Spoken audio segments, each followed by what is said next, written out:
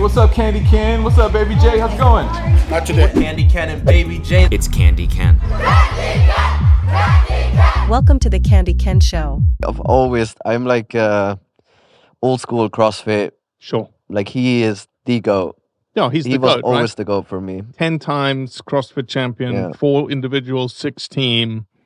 No, Is there another name in CrossFit? Fraser, Matt Fraser, right? but he was never to me like that alpha. Rich was not only how he won everything, also how he carried himself, how he looks, how he lifts. There's something how he does even like snatches and cleans. There's something like elegant. Yeah. And I don't know. And he was always like a badass, like with, he still is. Like when he was like, I'm gonna embarrass you. He told the other teams, I will embarrass you on the competition floor. And like, I love guys like that. Well, I don't like the, I'm gonna make you feel good guys. I like that. Yeah. So obviously we worked out with Rich, okay? And it was the first workout was the quote unquote warm up. To me, it was like a fucking workout, right? It was skis, it was toe to bars. I can't do toe to bars, so I just did sit ups, and then it was dumbbell presses. And my team that was videoing for the Blood Origins episode, they watched Rich, and everyone else in that warm up was like breathing like hard, right? Just like taking a breath, taking a knee, put hands on your knees.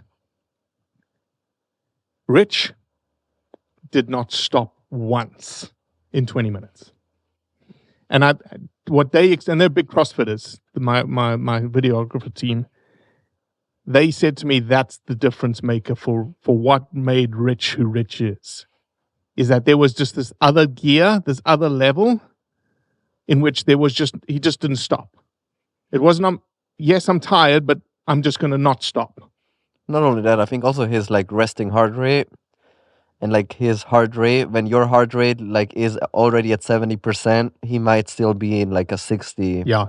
He's still, he still got more in the tank, and you can even see that on the games when he does it. It's like everybody is like in the 90% and he's still like cycling at like 80%. Shit. He still got more in the gears. It was, as I said, that day, like, I feel like I worked out 4 times in one day. Yeah. The team says you only did 3 workouts, but it was that warm-up workout, there was a squat max workout, then there was a step-up workout with a sled push. That was a hunt simulation workout, which was deadfall. So if you go into any sort of big timber woods here in California or Montana, you're going to have a lot of deadfall, which means you're having to lift your legs up and over constantly. So that was a simulation of deadfall. And then the sled push was, pushing, going up a mountain with a big weight on your back. So to me, those were 3 workouts. And then at like 2:30 in the afternoon, middle of Tennessee, 95 degrees, 90% humidity, we did a ruck run for 30 minutes. He was like, we're just going to work out for 30 minutes. I was like, okay. He lapped me twice in those 30 minutes. I was walking the 400 meters with a ruck. Then there was a 50-yard, 100-pound on each hand farmer's carry. And then there was a 100-pound sandbag carry with the ruck still on constantly. So for 30 minutes with the heat, with the humidity. And I was done. I was broken. But like, that was him. Like, that's his life. Like, and to him, that was just working out. There was a difference between working out and training. Then I think the best thing about it, and I think what you would really appreciate, is that we got to see the people around him, like the true, CrossFit Games athletes, like Paige Powers, who came 10th in the women's CrossFit Games, and Bailey Rail and Tyler Christoffel. What was the Brazilian guy's name? G. I love him. G was there. They were all there, and they were just training. And I was like, geez, it's a different world, right? I don't live in that world. Yeah. And I got buried in that world for 3 days. And it was super, super humbling to just watch these guys' mentality and their ethos, the way that they carried themselves, the way they interacted with each other. Oh, it was brilliant.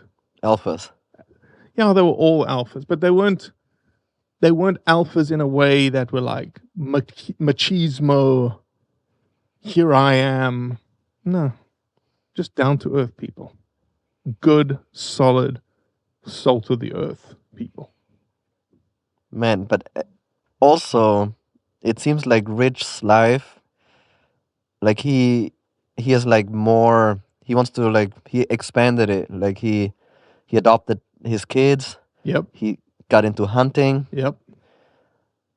He's still very religious. Yep. But like I love how he's like a father, and like it's not only about CrossFit. He has like his buffalo farm.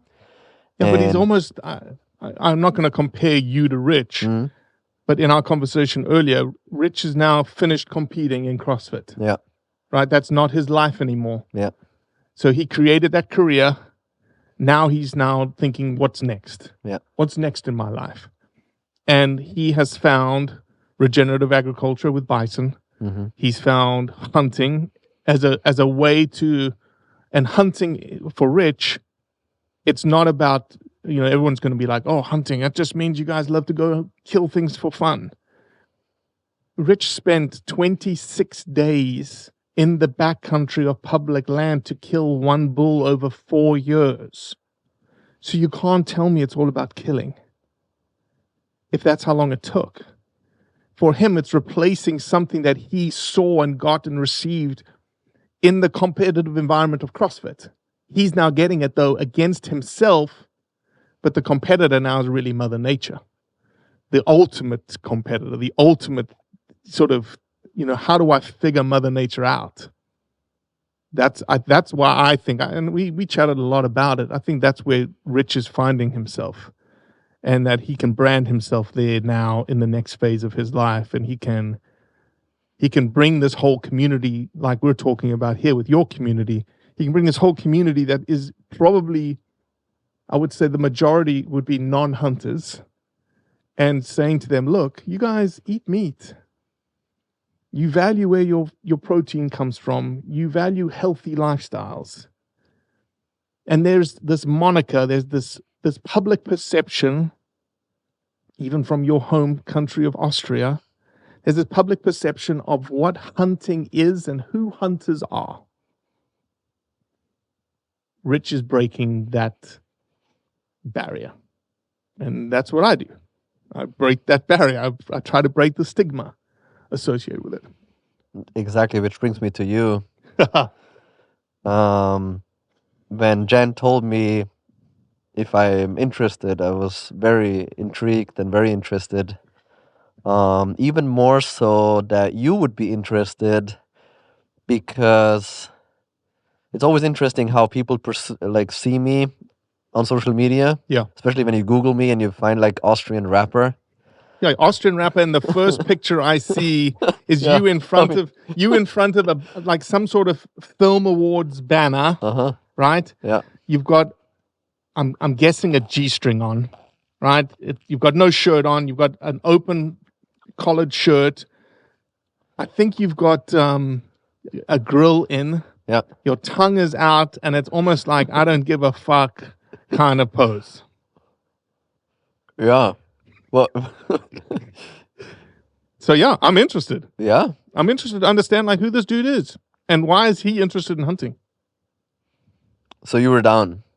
I was down. Well, I was the one who reached out. Yeah. I was the one who reached out to Jen and said, hey, do you think you'd have a conversation about hunting? Because the whole point of what I do, what I've created, and we're a charity. It's a 501c3. It's a public charity called Blood Origins. Mm-hmm. And everyone's like, oh, blood.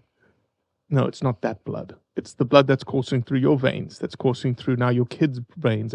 You're a product of your father, your grandfather, your grandmother, right? Blood is inherently this thing that carries your DNA. It carries your traditions. It carries the makeup of who you are that has come from the people before you, which essentially is your origins.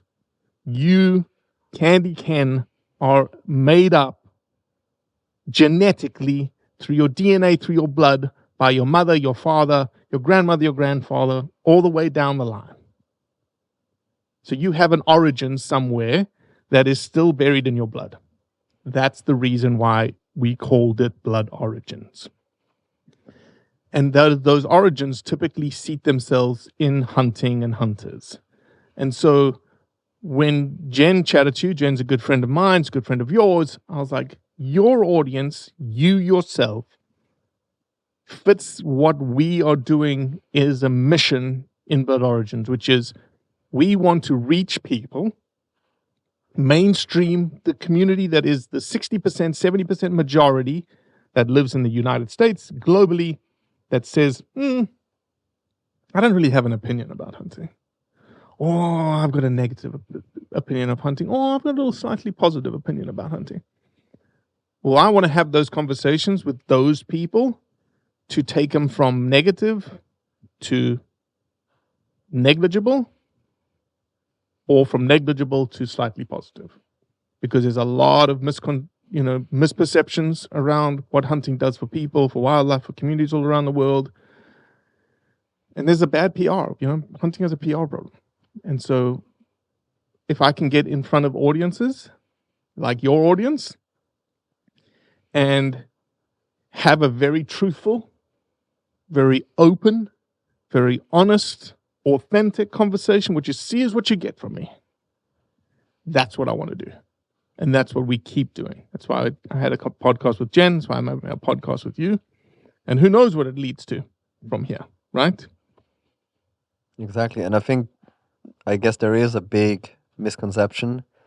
And maybe you can tell me why it is so necessary and so important to hunt, because I might not look like it, but I've listened to like a lot of people that do hunt. Yeah. And since I'm a big Joe Rogan fan, I've heard a lot of people talk about hunt. Yeah.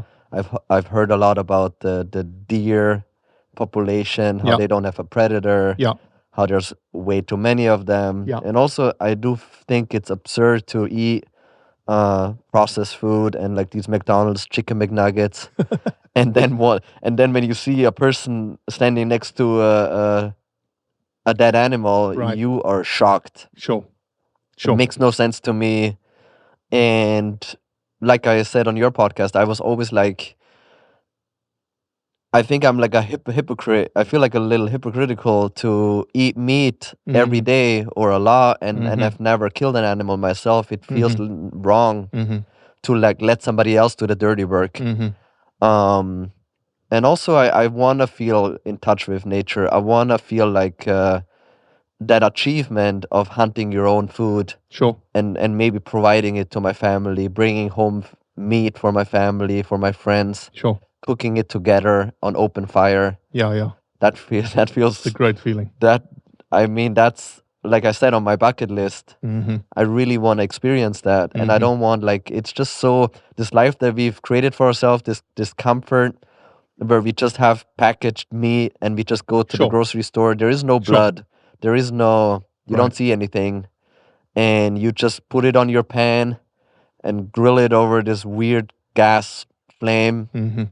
It seems all wrong to me. So it's funny you say that. I was cooking some hamburgers that we got from the store. It wasn't venison hamburgers, it was just hamburgers from the store. And my kids and I were cooking them. My wife was away.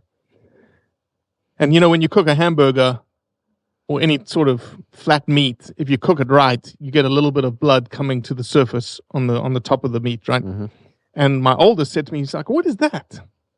I said, "It's blood." He's like, "Oh, I didn't realize that came from," because they pretty much 90% of their diet is venison. And I said, "What do you think? Where do you think the blood went? It's still meat. It still has blood associated with it." All right, so let's break down the question. All right, so your question was very simplistic, and it's a great question. Is hunting necessary today? The answer is yes and no. Okay? So let's answer the no first. Is hunting necessary for food today? For acquiring your food? Because that's really what hunting came from, right? Hunting 200 years ago, 500 years ago, 1,000 years ago, the reason you are here today, I'm here today, is because someone, whether it was your father, whether it was your mother, whether it was someone in the tribe was a really good hunter, and provided sustenance and protein for that tribe, for your ancestor to procreate, and for them to generate the ancestry that led to you. Okay? Do you need to hunt to acquire food today? The answer is no. You have grocery stores that you can go get your meat out of. That is But that just then somebody else hunts. it's a convenience of modern society, right? But we're being honest here. So the answer is no, you don't have to hunt. And let's be honest, if everybody hunted, we would have a problem. We don't have enough resource. We don't have enough wildlife.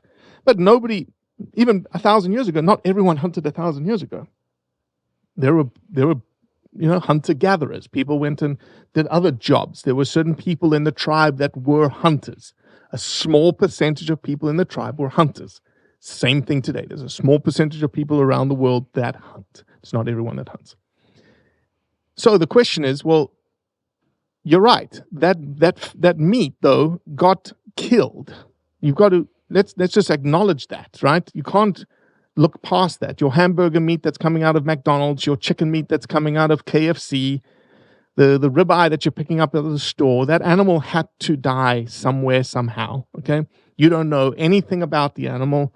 You don't know anything about its conditions in which it lived. You don't know how it died. You don't know the hands that touched the meat. You know nothing about it. So one of the reasons why people hunt today is for food, because they value those elements associated with the thing that you want, that you are associating hunting with, is the value of that animal lived its best life it possibly could live out on the range. Hormone-free, antibiotic-free, fresh air, fresh water, unlimited food. Okay, yes, it's dealing with droughts and whatnot, but it's living the most free-range, organic lifestyle you can imagine. Correct? Correct. It's typically, being harvested at, depending on the kind of hunter you are, you're either taking a very, very old male or you're taking a female that's, probably mid-age. You're not affecting the population at all. And you know how the animal died because you were the one who decided to take its life. You also then know where the meat went. You know how it got processed. You know everything about it. There's also then the energetic side of things, right? Then you're talking about the nutrition side of things. So you're talking about the density of macronutrients and micronutrients that is in venison.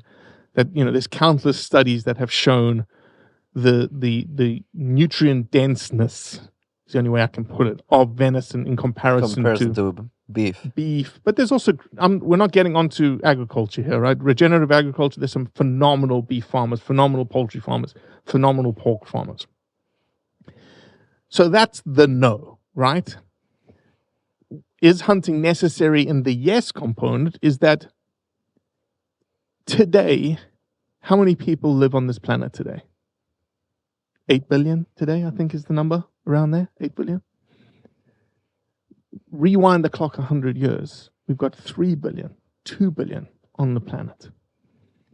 What has happened in that time frame is, as it relates to wildlife and relates to ecosystems and relates to habitats, they've been significantly modified because of humans. Highways, grocery stores, people building houses in more remote locations. Wilderness areas are no longer quote-unquote wilderness areas. You can almost say that every ecosystem on this planet has had a human fingerprint put on it to some degree. So the tropical rainforest of Brazil or the Congo may not have any realized human fingerprint on it. It does what it does. It's a Mother Nature boom-bust kind of cycle that it lives in. Versus here, the hills outside of Los Angeles that have black-tailed deer on it, right? There is a significant human fingerprint on that landscape. And so where you have a human fingerprint, we as humans need to manage and steward the environment to best ensure that that environment is sustainable, that that environment is healthy, and that the wildlife in that environment is as healthy and as sustainable as it possibly can be, and as biodiverse as it can be. Biodiversity means just as many critters, both non-game and game, that you can have on a landscape. Okay. In that system, you have various tools in which you can manage that ecosystem. Hunting is a tool for management of wildlife populations. If you took, say, let's just take a random watershed here in Los Angeles, it's got a bunch of black-tailed deer. They will allocate, okay, there's 80 black-tailed deer in that watershed. They're going to reproduce at X percentage every year. What if you did nothing? They're going to slowly build, and they'll have effects on the ecosystem. They'll eat themselves out of house and home. Those deer will start going into people's properties, their backyards. They'll start eating pansies. They'll get phone calls. The Fish and Wildlife Service or the California Department of Wildlife will say, hey, you need to come get rid of these deer. So a professional contractor will come in and take them out. Versus, let's put a quota, 10 deer tags every year in that watershed. Hunters go in, they take the animals out, they suppress the population and ensure that balance is maintained over time. That is dictated by the science that is collected by California Department of Wildlife. Maybe some other entities are collecting science on it. So is hunting necessary? Yes and no. I guess the question is more like, can we just stop killing animals for good? Is what these crazy vegans want to know. No, you can't, because here's the end of the day. I'll give you a perfect example here in California. Look, I think I know the answer, but I want to hear it from you. Here's the perfect example in California. The idea is this. Animal rights activists, whether they're vegan or not, will say, you need to stop killing these animals. You need to stop hunting these animals. And their reason for it is what? To stop the animals dying. Okay? Number one, animals don't live forever. They're always going to die. And when they die, do you think that death is more violent, more cruel than what a hunter delivers? The answer is yes. They're going to die of starvation. They're going to die of a coyote taking them out, or a mountain lion taking them out, or they're going to die with a broken leg. It's not pretty. Mother Nature has no ethics to her. She's going to take care of business. Okay? So they're going to die. But when you stop hunting, like California did in the 1970s, they outlawed mountain lion hunting in California. You cannot hunt mountain lions anymore in California. If I had to pose you a question, do you think more mountain lions are killed today than they were when hunting occurred? Yes or no? I would say no. The answer is yes. They kill more mountain lions every year in California today than they did when hunting was allowed. Why? Because of human-wildlife conflict and predators getting into areas that they're not supposed to be. Well, they were technically always there, but humans have now expanded and encroached into the environments. And, old Joe Brown on the top of the hill doesn't like Fluffy being taken by a mountain lion every day, so he's going to call up and say, hey, you need to come take care of this mountain lion. And so you got professional contractors that come in and kill mountain lions. Nobody knows about it. So what did you just achieve? What did the anti-hunting brigade, the animal rights people just achieve? Did they really achieve their goal? Which should be, the goal should be, what should the goal be? It should be minimize the amount of wildlife wastefully taken. You want as much wildlife on the landscape as possible. Let's pretend you're a vegan. You want as much wildlife out there as possible, right? Yes. You want it to be as healthy as possible, right? Yes. So do we. So do hunters. And so, by all you've done is you said, and this is where it comes, the rubber meets the road here, is that at the end of the day, it's not really about wildlife and protecting wildlife and the thought of having good, healthy wildlife on the landscape. It's just that you hate hunting. And you don't want us to do it. And so out it goes. Well, what replaces it? Something has to replace it. And that's professional killing in the mountain lion circumstance. And so if I could take the next step, it's like, well, why? Why do they want hunting banned so badly? It doesn't fit with their lifestyle. I get it. But two, there's a bad PR around hunting.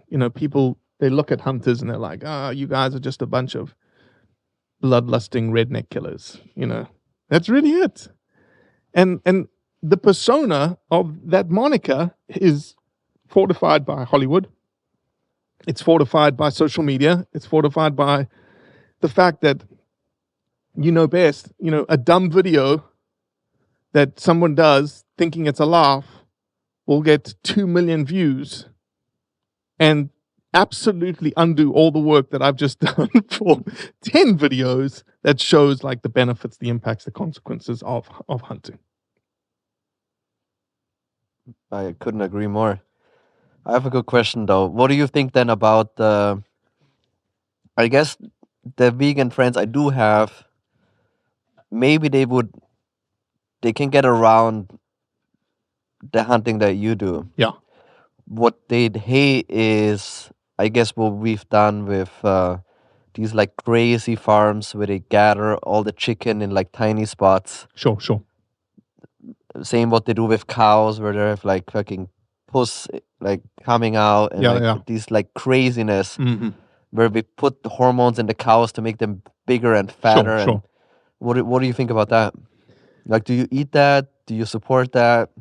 Look, we don't eat a lot of beef out of the store or chicken out of the store, whatnots. And I think, again, agriculture, I would seat agriculture in the same world that I live in from a hunting perspective. You have bad apples in the agricultural world that paints a very broad paintbrush across the entire industry. They are phenomenal, courteous, respectful, honest, regenerative farmers, organic farmers that are doing it for the right reasons, for looking after their animals, looking after the land, looking after the soil. Same thing with hunters. But you have a sector that are doing it for the wrong reasons. And so I think that's where things get lumped. And it's an easy thing to lump, right? You just hate this thing, you hate it all. When there's always nuance to things. There's always exceptions to the rule. And for the most part, I would say in agriculture as well as in hunting, that the vast majority of the people that are in those sectors are doing it for the right reason, are doing it because of, they have respect, they have an integrity to them. And more often than not, because, and I often talk about agriculture and hunting together, because it's all about the land. It's all about the land. If you didn't have the land and you didn't take care of the land, think of it like this. I'm not a businessman, right? But in the business world, you always think about your assets, your economic assets, and you want to grow your economic assets, right? That's how you're going to make more money. Well, what's the greatest economic asset for farmers and for hunters? The land, the soil, the habitat. Mm-hmm. So why would you not do your darndest to ensure that it's the healthiest asset you possibly could have? Because it's going to make you more money in the future. And I'm being very crude and crass about economics. But that's a lot of people understand that a lot easier. It's like, oh, that makes sense. Again, like I'll even come back to wildlife. Do you think hunters want more or less wildlife? More wildlife. Do you think vegans want more or less wildlife? More wildlife. Okay, you answered it the same way from two different, very different views of wildlife, but we want the same thing. We just have a different tool, a different mechanism by which we get there. We as hunters want to grow a wildlife population. How would you do that?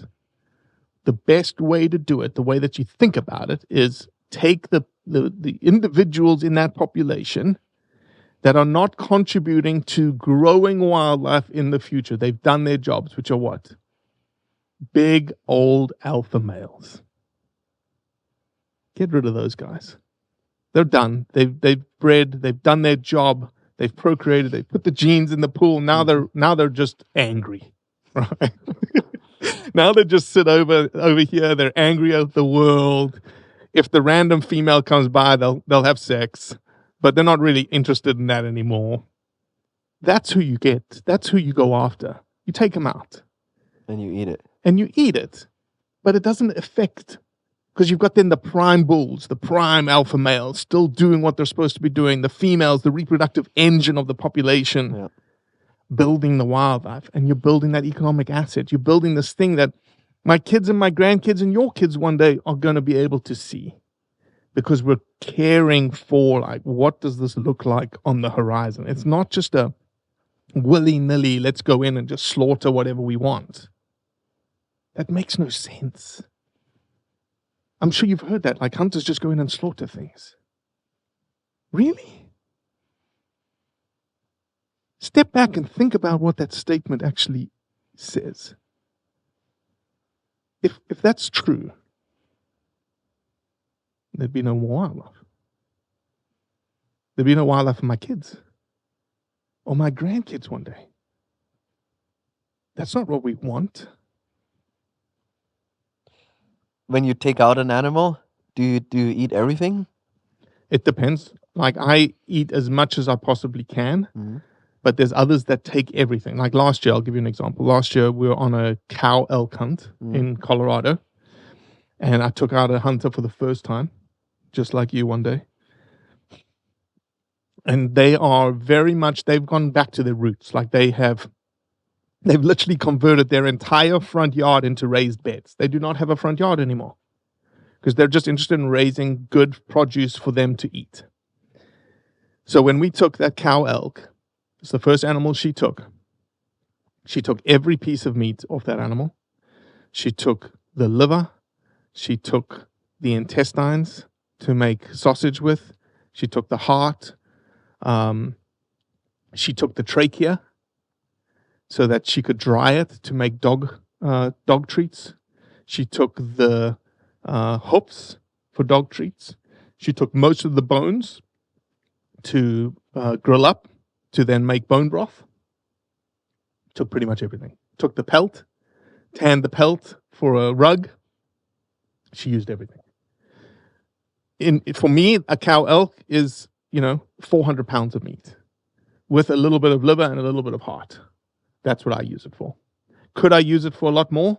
Of course. But I don't have the need for it. I'm not in that space mindset-wise for it. Can you eat it like Raw? raw? Yeah. I never understood, like, why can you not eat like chicken raw?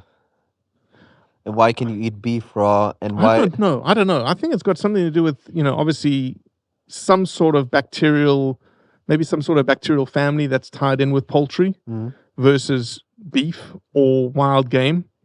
But venison, you could probably do sashimi venison right there on the mountainside.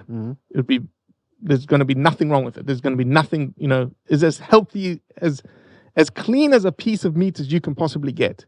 And having not a refrigerator, it makes a lot of sense to me that like red meat would be a lot safer to eat. Yeah, and it dries a lot easier than chicken does. Salt's a lot easier than chicken does. And it's just, you can feed maybe a whole village. Yeah. Well, you can compared to one chicken, Right. There's a lot more And again, that's part of the hunting tribe, right? You'll hunt pretty much everything from a rat to a rabbit. But when you get a deer, oh man, could you imagine back in the day? If you and me, and here's where... Do you carry that? I don't.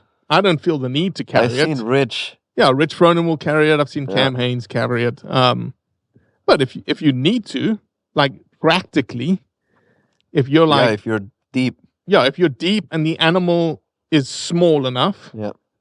If it's a deer, for instance, right? A deer is probably, once it's gutted, I don't know, it's probably... You got it right there? Yeah, you got it right there. It depends. Again, it depends. Like in Tennessee, we're going to gut it somewhere else. We're going to take the whole animal whole. But if you're in the backcountry and you kill a deer, you want to get that deer out, right? So you're going to gut the deer right then and there. Those guts, somebody will like, oh, you're wasting the guts. No, nothing gets wasted in Mother Nature, right? Something's going to come by and eat it. Coyote's going to come eat it. Owl's going to eat it. Vultures, you name it.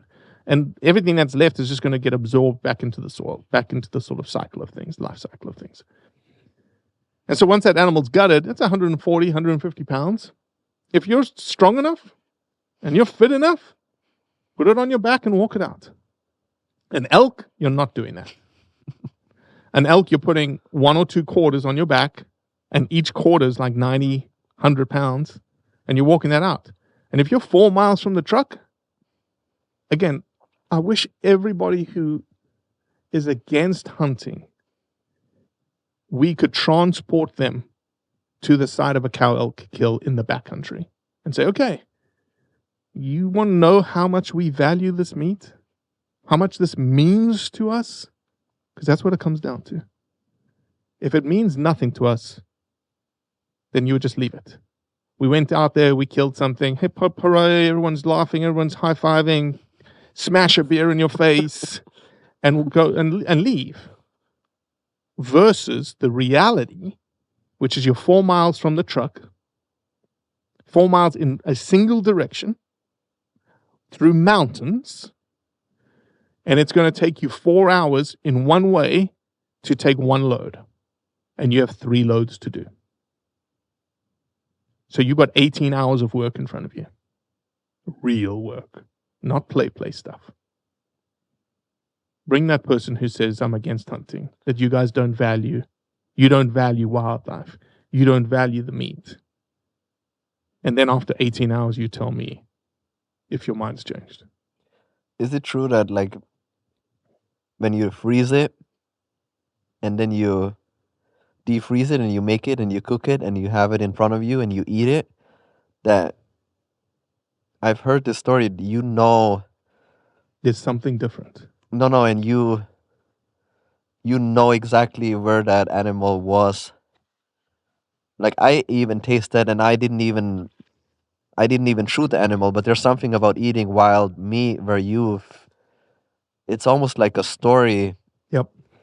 And like, I've heard this from hunters that they say, like, they know everything comes back to them, like what it felt like, the forest, what it smelled like. Yep. Where that animal was standing, when it was breathing, when you walk up to it. Yep. And you still see like the steam coming off. It's certainly a different experience.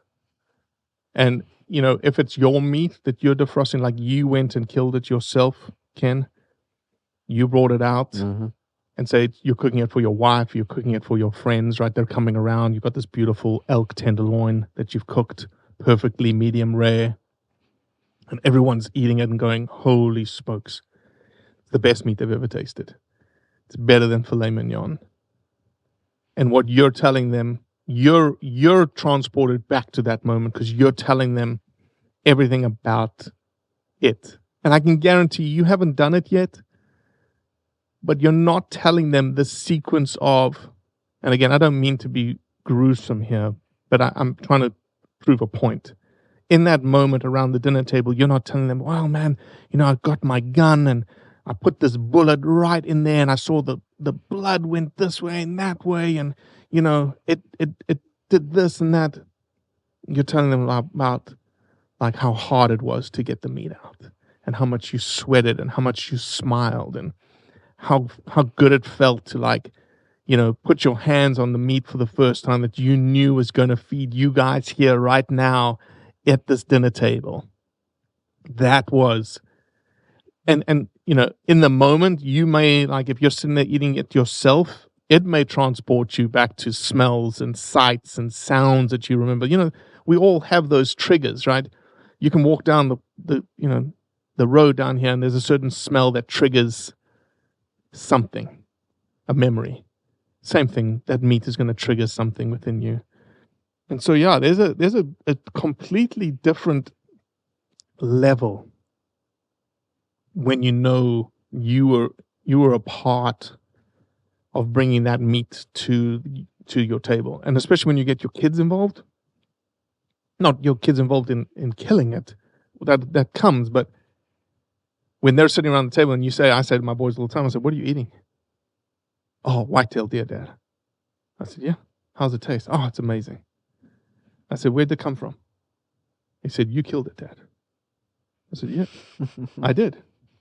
Because they know then where their food's coming from. And yeah, so it's difficult to tell someone that's never done it. A lot of people listening to this maybe have never, ever, ever, ever considered hunting. It's just, there's a primalness to it because of where we come from. There's a sort of environmentalism component to it and a lot of people are like, wow, that's weird. No, it is. You're part of nature. Humans are a part of nature. You have a part in managing a population, and certain animals need to be taken out of that population. You're doing that work. And then lastly, it's, knowing where your meat's coming from. You choose to, eat meat as a lifestyle. You've just taken one more further step in that lifestyle choice. Like, I know exactly where the meat came from, and I did the work. I don't trust those grocery stores. Yeah.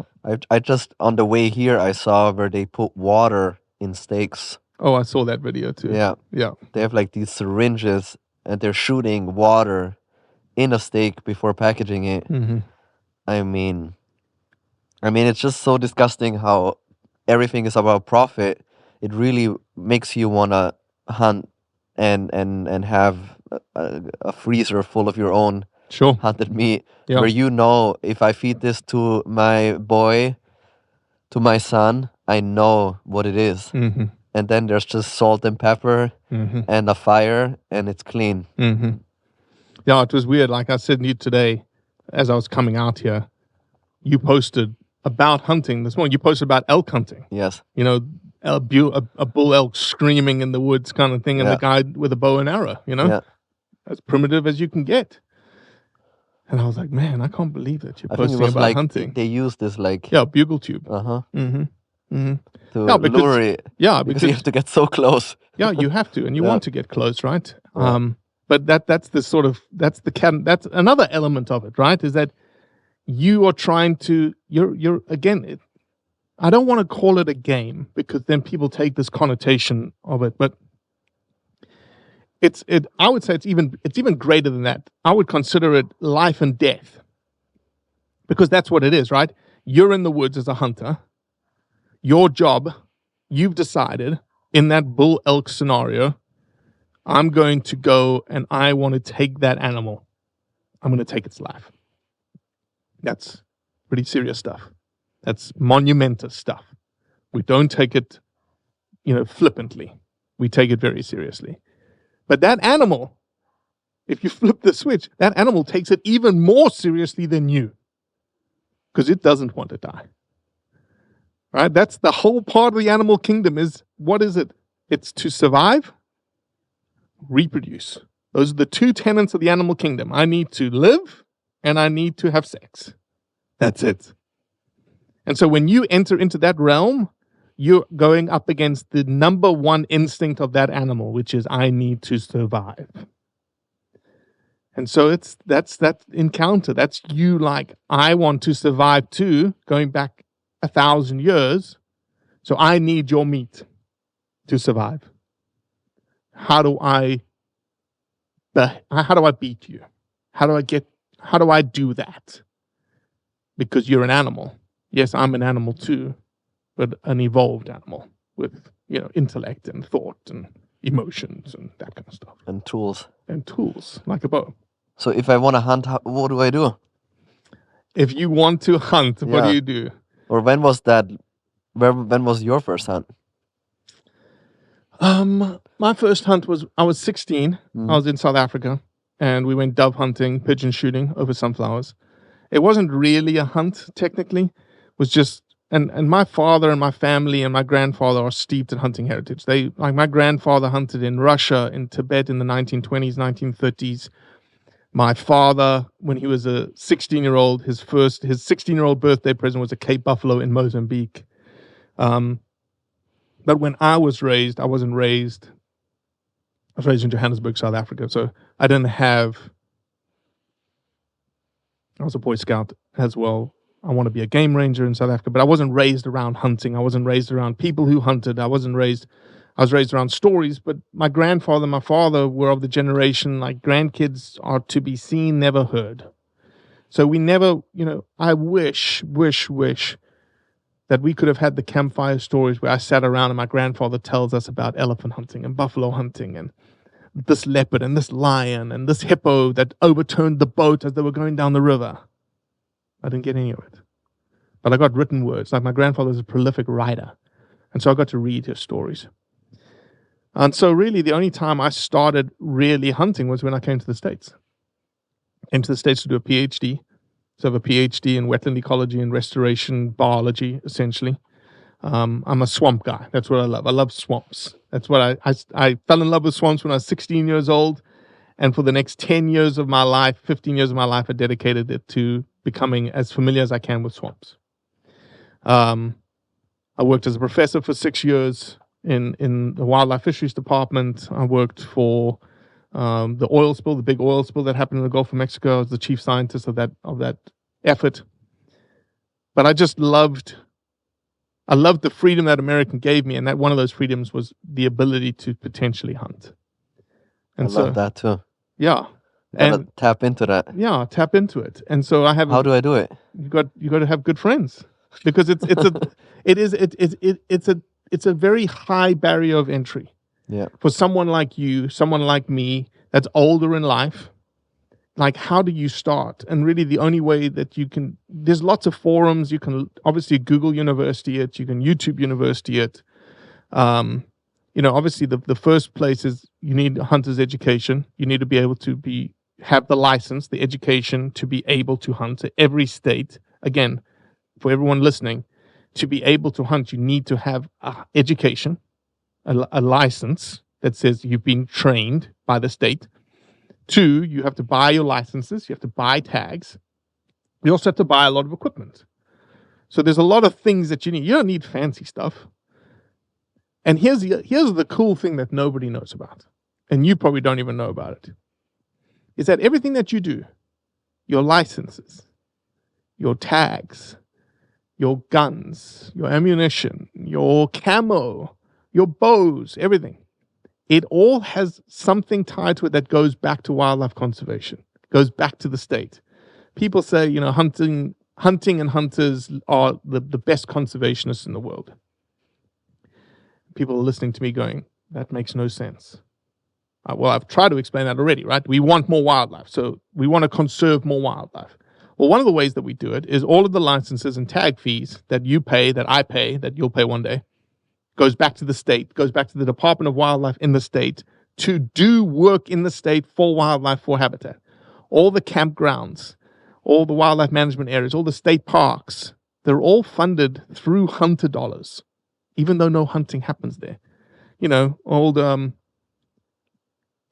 Karen down the road who hates hunting but loves to go make s'mores with her kids and make campfires at the state park down the road. She doesn't realize that the state park, the guy who takes the ticket at the front, is probably paid for, her salary is paid for by hunters. The majority of the money that comes into every state that helps state parks, wildlife management areas and whatnots is through a excise tax called Pittman-Robertson. What that excise tax is on your gun that you're about to purchase, or the ammo or whatnots, there's actually 11% tax that's buried in there. You don't ever realize it. It's buried in there. That 11% gets distributed. It gets accumulated every year in the Treasury in Washington, D.C., and then that money is distributed to every single state across the states. So all of that money flows back. Last year, or maybe even this year, I think this year there was a record-breaking year. I think it was like $2.2 billion. $2.2 billion got funneled back into every state to do habitat management, wildlife management, buying land, looking after state parks, looking after wildlife management areas, wildlife education, you name it, all because of hunters. And so to get into hunting, education is obviously key. You get your education, and then it's just a matter of finding someone. Like a mentor is really the best way to do it, right? Because you could do it by yourself, I have no doubt. But it's really cool to have someone next to you saying, hey, I used to do that too, and let me teach you a different way. Let me show you an easier way. And it's just, it's the mentor-mentee relationship. And that just is going to get you, and then access, right? Access is the last hurdle, is where do you hunt? Yeah. There's lots of public land. America has an amazing, amazing, amazing public land system that belongs to you. It belongs to me. It belongs to your kids, my kids. It actually belongs to everyone in the world. Think about that. Someone from Austria could come to California and go walk in a piece of public ground, camp in a piece of public ground for free because of the American system. So that's access right there. You can go do it, but you don't know where the wildlife is. You don't know much, and so you're going to get frustrated. And I don't want you being frustrated. You're excited about exploring hunting. You're excited about potentially doing it. But if you're not able to take an animal after trying for 2 years, what's going to happen? Or even 2 months, you're going to give up. I'd rather find a place where we can get you an experience, understand what it is, teach you the right way, have the opportunity, maybe a couple of opportunities to take wildlife so that you can do what we want you to do, which is get the meat. And then after that, you sort of just, then you just like decide what your ebb and flow is from there. Do you want, an opportunity to hunt every year in which they need this certain private property has too many pigs on it, too many deer, they just need deer removed. And so your opportunity are really high. Or do you want to challenge yourself? You go, all right, next, I'm going 5 days up into the woods. I'm gone. I like a challenge. Yeah, I'm gone. I think even I really want to do the bow and arrow. That seems like the ultimate. It is. Because like I've even listened to I even want to learn that technique where have you heard about that, where they you try to surprise yourself with the release? Yeah. So that's called a back tension release. Yeah. I can't shoot a back tension release. Yeah. I don't have I don't know. I want to learn that. I'm a finger mechanism. I'm not even a thumb hinge mechanism. So there's three, right? There's the finger. Cam Haynes uses the finger. Mm-hmm. Other people use a thumb with a hinge, right? Others are all back tension. So you get on the animal, you get on your target, you feel it's right, and you just start squeezing your back muscles. And it's just that little, it's like a 10th of a millimeter, 20th of a millimeter that causes that arrow to break. And it's a surprise every time, right? For me, I'm a finger trigger kind of guy, but then again, I am not a bow hunter. And I say this a lot. But you've done it. I bow hunt. Mm-hmm. There's a very big difference. Yeah. I bow hunt. I am not a bow hunter. I.e., I have not dedicated myself to the craft of bow hunting, which means if you decide to do it, knowing your personality, you're flinging an arrow 20 times a day. That's what you're doing. Just to get your technique perfect. And that's what you do. And then you go to a range and you go to different ranges and you just are working your craft constantly. So that in the moment, okay, so then let's use this as an opportunity. Why do you think I'm telling you that you need to work so hard at practice for so long before you go out. Because that moment is so rare, or I will wait so long for that one moment. Mm-hmm. That moment I posted Mm-hmm. on my IG. Yep. And what do you want to happen in that moment? Oh, that I hit the target. Yeah, well, at the end of the day, what are you doing when you hit the target? You're killing. Correct. You're killing. And so what does all the practice ensure?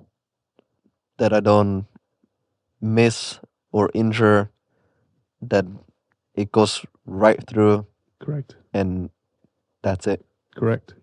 Because you don't want that. So there's a counter here. Yeah. The counter is, in the moment, you are after you. Again, I don't mean to be crude about it, but I want to be real about it. In the moment, you're after the life of that animal, And not about injuring the animal. because the goal is the meat. And so you want to be as effective and as lethal as you possibly can, right? Mm-hmm. For your own goal of procuring the meat. In the same breath, you're actually being as ethical as you possibly can be, because you're ensuring the quickest, most effective death that you can put onto an animal. You don't want to injure it, because you may lose it. But antithetical to that, you're also causing a lot of pain, also causing a lot of suffering. Yeah. And you haven't experienced it yet. And things happen. Bad shots always happen. We're not going to say that never happens. Always happens. And when that happens, I can, with good intent, say that the vast majority, 99% of people, when a bad shot happens, feel absolute sickness to their stomach. Massive remorse. Because what's happened now? Where's the animal? Yeah. We feel bad. And someone's going to go, oh, you felt bad, but you shouldn't, so you should never have shot. Probably sure. You're probably right. We should probably have never taken that shot if we weren't absolutely 100% sure that it was going to be the most clean, ethical kill we could possibly have. Which is why we practice. Constantly. Because we want that animal. We value that animal. We've worked all year for that animal, for that one fleeting chance. You want to make it count. But you also want to ensure, and to make it count, you want to be as lethal and as effective as possible, which means as ethical. Sometimes most times, that animal doesn't even realize it's been shot. A bow and arrow, a lot of people will say... It's not like you carry a truck of animals to a specific place, right, where they get slaughtered. That's why I don't get the pushback on hunting at all. I don't understand it at all. Well, the pushback comes from the stupid viral videos of people doing disrespectful things with wildlife. The other I think a very big pushback comes from, you see a lot of people, and you were going to do the same thing, and I do the same thing. There's nothing wrong with it. But there's a connotation for someone who doesn't understand. They take something else away from it, and which is this. When you kill your first animal, Yep. You're going to be so proud. You're talking about the photo with the animal. With the animal. And you're going to be smiling on that animal. And people think that's, what is it, more morbid?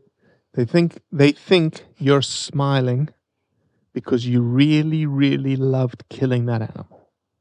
What about smiling with a McDonald's burger in your hands? Yeah. To me, you're smiling. You're smiling when I think about the future. You're smiling because of all the hard work that went into that moment. You're smiling because you did exactly what you set out to do. And I achieved it. And you achieved it. Not about the deer having his last breaths. No, you're not smiling in because pain. of that. No. And that's the connotation that is framed around hunters and hunting, is this, big, fat, white American in Africa with a lion sitting in front of it. Yeah. And so I think there's what we've been talking about this entire time has been like the reason, the why behind that picture, the reason why you want to go hunting. The why is so important to communicate. And that's what Blood Origins was built for. Blood Origins was built to communicate why people hunt. It's what we are known for. We're known for telling people's heart their stories. That's what we went and filmed Rich Froning. We said, Rich, tell me why you hunt. Explain it to me. Mano a mano, eye to eye. We don't film it quarter turn interview like we're doing right now, right? I film it like this. I'm staring right down the barrel of the camera, telling the person at the back of that camera, which is the one person that's looking at it through their phone, their tablet, whatever. This is why they hunt. And it's very uncomfortable for someone because they're not used to it. Yeah. They're not used to someone staring at them through the camera. That's how we film. And that's we convey emotion, we convey authenticity through that lens, through that mechanism. The other thing we do is that, yes, okay, for example, you hate the idea of that person standing behind that animal. And the more charismatic the animal is, the more you hate it. Lion, mountain lion, bear, elephant, leopard, anything like that causes everyone to freak out. So then my job is, okay, well, for a moment, I want... Bear too? Oh, black bear, grizzly bear? Oh my gosh. No, because it's Yogi the bear, right? Smokey the bear. But they're so dangerous and they kill people. Yeah, but they're fluffy. And people, So I think at that point, I want people to say, okay, look, I want you to ignore the motivation. We've been talking about motivation this entire time. Your motivation is so that you can get the cleanest piece of meat on your plate. Yes and no. Yeah, but let's just, for this example, let's just take that. I know that there's more behind it than that for you, but let's just take that as your motivation. This motivation of this individual behind this animal actually might have been because they just wanted to go and kill that animal. Again, I'm going to be completely honest. That's their motivation. I need you to step back from their motivation for a second. And I want to explain to you the benefits, the impacts, the consequence of the activity that led to that picture. We've already talked about some of them: wildlife management, population control. But when you get into places like Pakistan, places like Africa, all through Africa, Tanzania, South Africa, Mozambique, Namibia, a place like Argentina, now you're talking about benefits that are employment, big employment opportunities, education opportunities, building of schools, taking select individuals and pushing them into boarding schools and universities, being paid for by this activity, the ability to access medical because of this activity, the fundamental foundational pieces for the economic asset that is wildlife conservation, which is protecting this entire block of habitat from people coming in, from people taking the firewood, from people setting fires unintentionally, happens because of the money that came from this activity. The thousands and thousands of animals that are protected, both those that are hunted and those that are not hunted, because of this activity. So now, let's bring you back into this moment and go, forget about the motivation. I get the fact that you hate this person smiling in front of that dead animal. But can you see the benefit of the activity for people, for wildlife, for community, upliftment all around the world? Even the most diehard vegan, when you present that to them, they say, I don't like hunting. I'll never be for hunting, but I can see its benefits. Job done. I don't expect you to like hunting. I'm not trying to convince you to love hunting. But I do want to I want to peel back this rhetoric that you think is this and say, actually, no, it's this. So it's about educating. Correct. But also about getting a couple alphas out there that might be on the edge, Yeah, no, it's not everybody. Not Obviously. everybody. As we discussed, it's not for everybody. It's not for everyone. Also, maybe you can't keep up through the woods when you have to run and run for days. Right. Right after the trail. So, but maybe like me, I always wanted to do it, but I need to meet somebody like you. Yeah. To really, that gets me fired up. Yeah. Now I'm like let's go. Like, yeah. What can I do? What's the next step? Like, and I think there's a lot of people out there, probably a lot of men that are like on the edge. They thought about it. Yeah. They like the idea. Maybe you change their perception a little bit. I like the educational part. And of course, there's always going to be a lot of people that just, they always, no matter how much you explain this and how much you rationalize it, there's always this emotional burden and this emotional pain they feel when they see a dead animal. Correct. Especially maybe even more from a woman's perspective. Yeah, I would say both. You get emotional elements on both sides of the coin. Yeah, but I think like generally females have a more emotional view. Sure.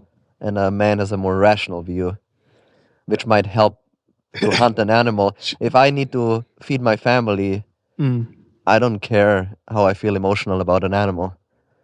At this point, I need to feed my family. Yeah. And I will shoot it down. Yeah. It will have to die so I can provide. Yeah.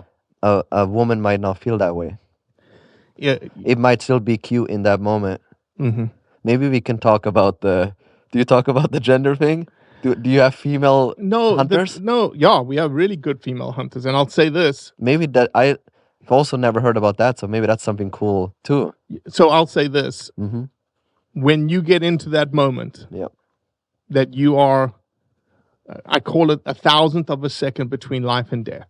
You are then consciously making the decision, like I'm pulling the trigger. You are going to be a bumbling mess. You're going to be a mess. You're going to be like, you're going to be a mess. A woman is not a mess. They are natural born killers. In the moment, they just are. I don't know what it is about them. They are very good listeners. From a mentor-mentee relationship, you're telling them, do this. They're going boom, boom, maybe boom, boom, boom. Less ego. Yeah. Absolutely less ego. But in the moment, they just are so honed into the what they're doing. Yeah. They're just they're killers. And killers I'm saying it in the nicest sense of the word. Yeah. Right? They are executioners. They execute exactly what they're supposed to do. Whilst the guy's like all over the show, just like, oh my God, breath work is gone, heart rate's all over the show. A woman is just like deadpan. Where do I put it? Put it there. Okay. Right now. So would you say they're better hunters than men? In the moment of execution, based on my experience, they're better. But just physically. There's some physically badass women too. I know, but generally, physically. Yeah, they physically couldn't carry a black bear out of the woods. Exactly. Yeah, for sure. But a hunter, as the descriptor of a hunt, is tied to chase and pursuit. Okay? Yes, there is a certain fitness element associated with chasing and pursuing, but there's also an element of woodsmanship and understanding the landscape and recognizing X, Y, and Z. And I think that's just naturally born. Whether you're a female or a male, you're either good at understanding the woods and understanding Mother Nature, or you're not. And it maybe changes with certain animals, like bears. People have accused me of being a berry picker when it comes to bear hunting, because I can't kill a bear. I just cannot. Not that I haven't had. I want to. I don't have the opportunity. It's like my nemesis. You look confused. You don't have the opportunity to kill a bear? I've been bear hunting many times. And you never saw one? Never saw one. That's what I heard. Mm-hmm. But to actually kill a bear? But there's others that go hunting like day one and they kill a bear. Okay. I don't know if that's luck, if that's woodmanship, or does your wife hunt? No. Why? She does not. She doesn't need to. She doesn't want to. Does she want to? Mm-mm. Doesn't feel the need to. Yeah. But also doesn't judge you for it? Nope. She loves the meat. She loves venison. Loves my kids eating venison. No, she has no problems with it. She's very much a communicator of. She knows why I hunt, and I hunt for very different, lots of different reasons. It's not just for meat procurement. It's for adventure. It's for testing myself. There's also it depends on the hunt. Brotherhood. It depends on the hunt for the different elements that I get from the hunt. Maybe even mental health. There are lots of people around the world that hunt for mental health, specifically retired military people that have been injured in war. The outdoors is their spirituality. Outdoors is where they find themselves back again from the atrocities that they've had to go through. That would spiritual be my health motivation too. Also spiritual health, right? Yeah. There's no greater place on this planet than sitting under a tree high up on a mountain, listening to the Creator, listening to God, and just being like, "Wow." And there's something about it. There's just something about it that you cannot replicate, and there's again something about it in which you can go up a mountain. You can go today up a mountain, 2 hours out of Los Angeles, and you can go for a hike. I know, but you're not on a mission. And you can do that hike, and then the next time you do it, you actually do the same thing, but you hunt it. The difference is whether you're an observer of nature or participating in nature. Hiking, you're just observing, right? You're just going. When you're participating, you're interacting with it. You're listening to the wind. You're smelling things. You're watching things. You're actively looking whatnots. And that's a completely different experience when you are one and a part of the ecosystem, the environment. And it changes you. Because the next time you drive down the road, you drive down the woods, and you've done whatever you've done, when you look up into the landscape, you'll look at it differently. You'll be like, oh, maybe I should, if I was to hunt that out, I'd go sit over there. Or man, the wind's going to come down like this. I would do this. There's something that just changes. It triggers something in you that, again, you just start interacting with the landscape completely differently. Did you know that hundreds of people die from deer breaking into their windshield? Yeah, there's a lot of deer out there. And again, that's what we talk about to start with, right? Innocent people just driving home in the night, dying. No, this is like a... No, I get it, dude. It's a serious problem. No, because why is it a serious problem? There's too much deer. There's too many people as well. There's too many people in the territory of the deer, streets through it, and they just stand on the street, and then you have students driving home in their car getting smashed. Yep. And that deer is heavy, and a little bit of speed, it normally always ends deadly. For both. There's human wildlife conflict, especially with deer. For instance, I'll give you a statistic. White-tailed deer. You don't have white-tailed deer here in California, but well, not around here actually. White-tailed deer in the turn of the 19th century was around 300,000 in terms of numbers. Yep. Today, they're 32 million. 32 million. 32 million white-tailed deer in the United States. Bro, we gotta eat them. They're good. They're tasty. They're very tasty. Really deer. Good for you too. Good food. Good opportunity to hunt. That's probably what will get you to hunt first. is a whitetail. Yeah. And good meat, lots of opportunities, really requires management, population management, healthy ecosystems tied to whitetail deer. And the leading cause of human-wildlife conflict, traffic collisions, late at night, rural roads, driving around. During, at winter time, you're getting a lot of, the tar roads are where are the warmest, right? So they're eating on the fringes, on the verges. Yeah. And that's what you get. It's just a lot of vehicle collisions, and as you said, a lot of deaths. And it's serious. It's serious, yeah. No, and but here's the reason there's 32 million white-tailed deer is because of hunters, because of the value of hunters, because of the value that white-tailed deer bring to hunting and hunters. Over time, they've been protected. They've changed the model. The reason there was 300,000 white-tailed deer in the 1900s is because at that time it was a supply and demand. It was a meat resource, a fur resource, and it changed in terms of the value system. The value went away from meat and resource to value old males, sort of the trophy, right? That's the moniker, the trophy, the antlers. And because of that, then you kept intact the reproductive engine of that population. And so that population grew. Man, and now when I buy meat from like a fast food thing, it's just absurd. You don't think about it. Yeah. A lot of people don't think about it. Don't get me wrong. I love a Big Mac. I will eat a Big Mac all day long. I like a Big Mac. But you have no idea where that Big Mac meat came from. Yeah. Yeah. It makes you wonder. Yeah, sometimes. Last but not least, tell me about your shirt. My shirt. Yeah. Ah, special for you. Yeah. So this is a film that we've created called Lionheart. Lionheart is essentially,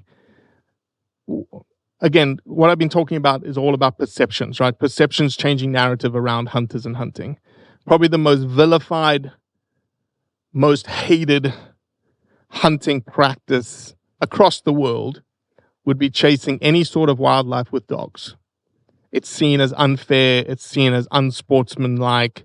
It's seen as almost like coercion of the dog to do something it's not supposed to do. Here in the United States, mountain lions, chasing mountain lions with hounds is very, very controversial. And it's going to become more controversial in the next year or so. The humane societies of the world, the PETAs of the world really dislike it. And they want to ban it constantly. And so Lionheart is a film that we've created. It's 40 minutes. It's in the film festival circuit right now. And it'll be on tour through different theaters all throughout the West. And what Lionheart is showcasing actually what we've talked about this entire time, which is the heart of these houndsmen. Why do they chase mountain lions? What is their relationship with their hounds and their dogs? And why do they actually do it? And when you get to the nitty-gritty of it, these dogs were bred to chase lions. That's what they do. It's in their DNA. And so you're not really forcing them to do anything. These dogs love it. From a wildlife management perspective, let's go to the crux of the matter here. And this is where I think it's important. These guys, if you want to truly understand a wildlife population, you have to be out there and understand it and be on the landscape with it. Mountain lions live in the worst places possible. Craggy, canyony, mountains, rocks, the worst places in the world. These guys go there with their dogs. They know the landscape better than anyone. They know how many lions are on the landscape. They tree lions with dogs. Isn't that what you would want in terms of understanding, like, what kind of animal do you have in the tree? Do you have a young male? Do you have an old male? Do you have a female? Is it a young female or old female? Because again, at the end of the day, if you're interested in an economic asset, which for them is the mountain lion, how would you prefer to hunt them that would be more sustainable than letting dogs do what they do, which they love, finding a mountain lion track, treeing a mountain lion? And I'll pause the story for a second there and say, a lot of people are, oh, that mountain lion is scared for its life. It's running up the tree because it's so scared. No, it's not. It's the defensive mechanism that a predator like that would do. A leopard would do the same thing. If chased by a lion, it goes up a tree. It's a defensive posture. That mountain lion is sitting in the tree, super relaxed. It's not scared. If you had to put an anthropomorphic human connotation to that mountain lion, it's not. I can't tell you it's not scared. You can't tell me it's scared. But based on its characteristics, it's just hanging out, waiting for whatever predator, as it's seeing the dog as the predator, to move away from the tree and disappear. And at that moment, you can assess the animal. You can say whether I'm going to take it or not. 90% of the animals treated are not taken. 90% of the animals are now understood. What are they? Age, whatnot. And all that information gets fed back to the wildlife system, the wildlife managers. So who best to help with research of mountain lions? Who best to understand the populations? Are they going down? Are they going up? Than the mountain lion houndsman.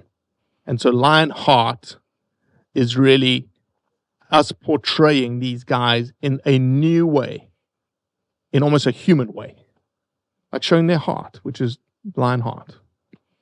And will that be available after the festivals? Yeah, hopefully in about a year's time, it'll be available. Yeah. Amazing. Yeah, I'm excited about it. We spent a lot of money on it. I hope by that time I can tell you why I hunt. Oh, for sure. We'll definitely do it. When you're ready, we're ready. And you've got an audience that needs to, again, this is the beginning. This conversation between you and me is the beginning of that sort of exploration. And look, you're the kind of guy, and we spoke about it earlier, you don't give a shit about what people say. And maybe you've already experienced the level of sort of hate and cancellation that but there's just unfortunately with hunting the topic, it just brings out this new level in people. And so that's why, from my perspective, I just want to be just like open and honest. Like, you hate it. Okay, I get the fact that you hate hunting. And I understand why you hate it. So let's have a civil, sit-down discussion about it. Ask me anything you want. And I'll answer it. And at the end of the conversation, it's happened more often than not, and it maybe happened with you. It's like, oh, now I have a better idea. I have a better appreciation. I have a better understanding. And again, comes back to that thing. I still don't like hunting, but I understand it a little better now. Okay, perfect. Thank you. No, man, I loved it. Thank you, man. Just appreciate the opportunity. Of course. I don't think I've ever been in a tie-dyed studio before.